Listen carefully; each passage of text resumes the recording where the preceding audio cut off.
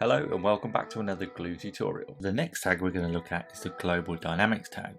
What this allows us to do is access the global information within Elementor, so where we set the global fonts or global colours. So let's go ahead and take a look within a widget to see what information we can fetch.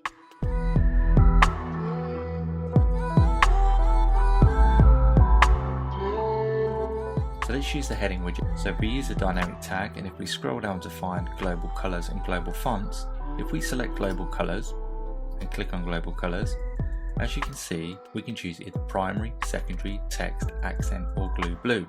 And these are the colors that we've set as our global colors.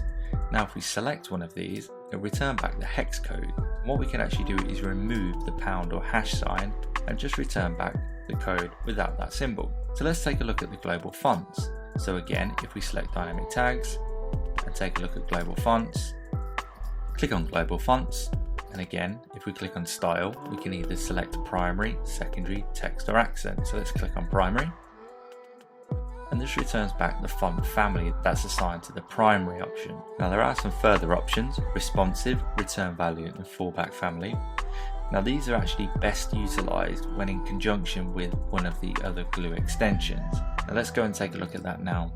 I'd highly recommend taking a look at our other tutorial on Dynamic Composer Kit, because what we can do with the global dynamic tag is we can actually store this information in a variable and use it as dynamic CSS. Thank you very much again for watching, and I hope to see you in the next one.